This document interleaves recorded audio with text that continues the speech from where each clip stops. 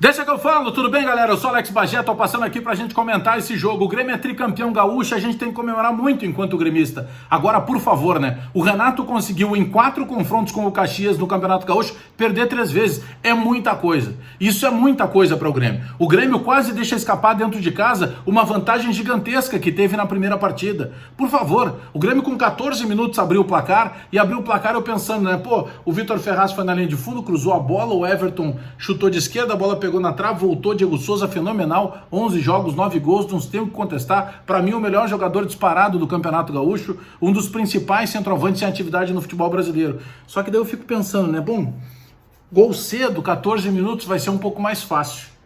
Aos 42 teve o gol do Caxias, o gol do Laércio de cabeça. Aí vai para o intervalo, eu disse, não, o Renato vai dar uma sacudida agora, porque o Grêmio começou esse jogo com a vitória de 2-0, né? Aí abriu com o placar com o gol do Diego Souza, né?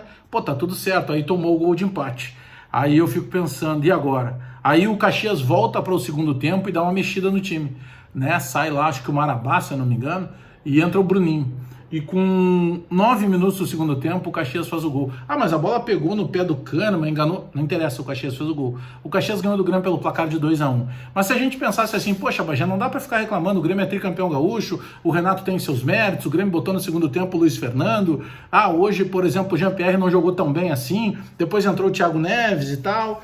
Senhores, vamos falar um português bem claro, tá? É claro que é importante ser campeão, é claro que tem que se comemorar o tricampeonato gaúcho, mas o que mais me chama a atenção é que o Grêmio, ele tá jogando um futebol que a gente sabe que ele pode jogar um pouco mais, sabe? O Grêmio sentou no resultado, como a gente diz, na linguagem prática do futebol, porque o Caxias era um time que tinha dificuldades imensas. Aí eu fico pensando assim, primeiro que entrou o Luiz Fernando, não dá nem pra cobrar do cara, porque é o primeiro jogo dele, ele tá se ambientando, já entra numa final, num jogo em que o Grêmio não tava jogando bem. Só que eu quero fazer algumas lembranças pra vocês aqui. Sabe como é que terminou o Grêmio contra o Caxias?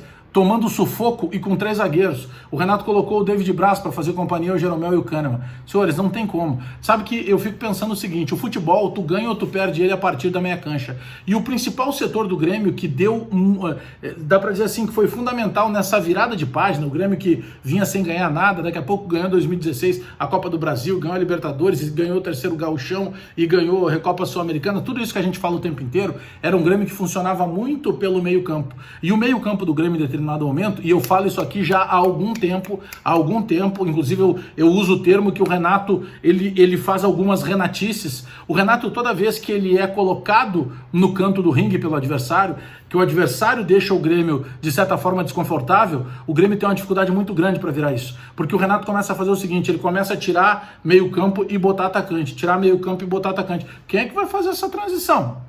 Você fica, o Grêmio daqui a pouco, ele ficou com um bloco de defensores e o Grêmio ficou com um bloco lá na frente de atacantes. E esse bloco dos pensadores que tinham que carregar essa bola, para fazer aproximar esses setores. O melhor Grêmio que a gente está acostumado a elogiar é o Grêmio da aproximação de jogada, é o Grêmio que tabela, é o Grêmio que dá passe curto para diminuir a margem de erro de interceptação do adversário, para não ter a retomada de bola por parte do adversário. O time do Lacerda, técnico do Caxias, jogou dentro do campo do Grêmio o segundo tempo inteiro.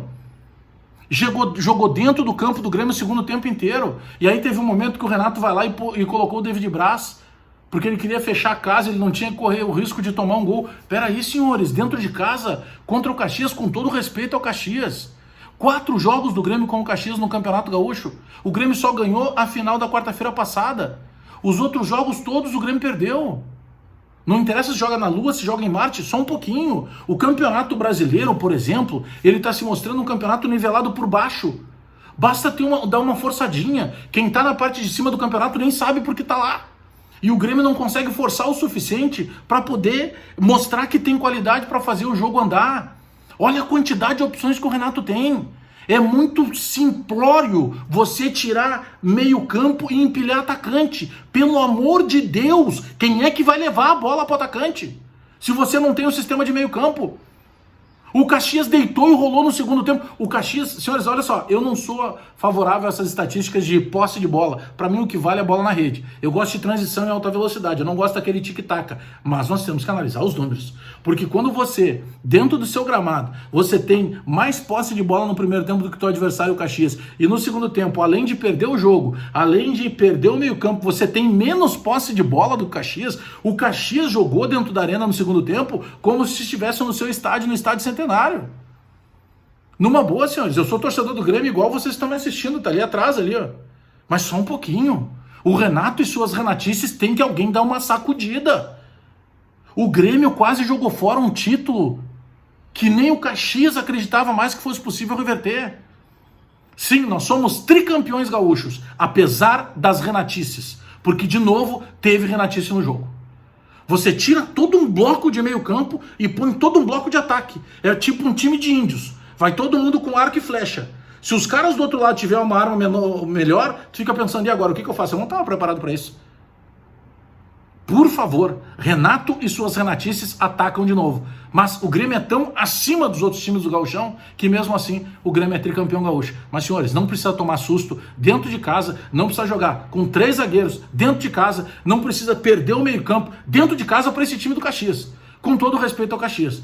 Mas Renato e suas renatices, mais uma vez, conquistam o título, e o título, senhores, ele é altamente positivo, mas ele esconde uma enormidade de coisas equivocadas. Tem muita coisa errada nesse Grêmio para se ajustar. Mas como o Renato foi campeão, como é que alguém vai contestar o Renato? Se o Renato é tricampeão, se o Renato, ele diz aos 4 ventos que ele tem um título histórico, que desde não sei de que ano que o Grêmio não era tricampeão, e agora é tricampeão com o mesmo treinador, como é que vai se questionar o poderoso Renato? Mas teve renatice de novo no tricampeonato do Grêmio. Abraço a todo mundo aí. Até daqui a pouco. De repente vamos fazer uma live mais tarde aí pra gente discutir isso aí com mais detalhes, tá bom? Até daqui a pouco.